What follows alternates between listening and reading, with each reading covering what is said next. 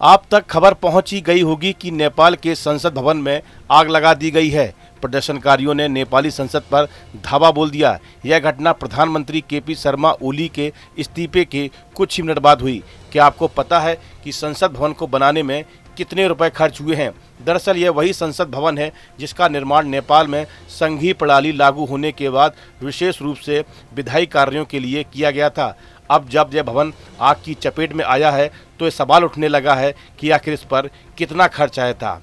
नेपाल का नया संघीय संसद भवन सिंह दरबार परिसर के भीतर बनाया जा रहा था। निर्माण कार्य वर्ष 2019 में शुरू हुआ था। इसके लिए चीन की सेकंड हार्बर इंजीनियरिंग कंपनी और नेपाल की टुंडी कंस्ट्रक्शन को संयुक्त रूप से ठेका दिया गया था। यह भवन नेपाल की पहली पूर्ण विधायी संरचना है, क्योंकि इससे पहले तक अंतरिम तौर पर बानेश्वर स्थित इंटरनेशनल कन्वेंशन सेंटर को संसद के रूप में उपयोग किया जा रहा था। संसद भवन की डिजाइन नेपाल की परंपरागत और आधुनिक शैली का मिश्रण है। इसमें नेपाली पैगोडा शैली और आधुनिक आर्किटेक्चर की झलक दिखती है। लकड़ी की नक्काशी और नेपाली संस्कृति के प्रतीक इसे खास बनाते हैं। हालांकि अब तस्वीर बदल चुकी है।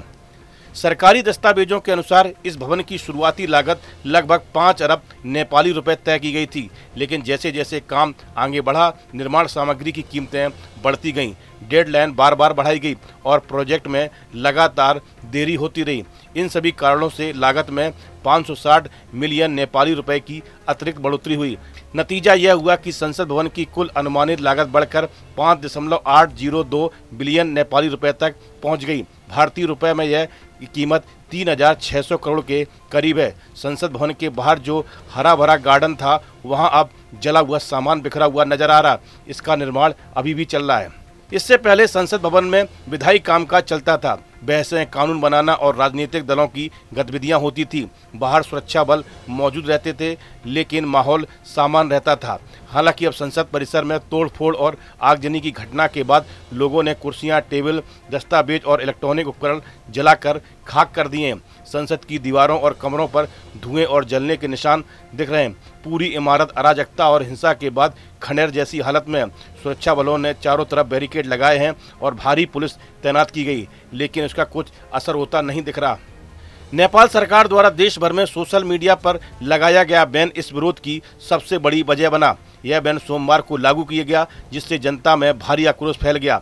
आलम यह था कि प्रदर्शनकारियों ने सड़कों पर उतरकर हिंसक प्रदर्शन शुरू कर दिए। इसी गुस्से का परिणाम संसद भवन और ओली के घर को निशाना बनाए जाने के रूप में सामने आया। बाद में सरकार को कदम पीछे खींचते हुए देर रात बैन हटाना पड़ा, लेकिन तब तक हालात काफ़ी बिगड़ चुके थे।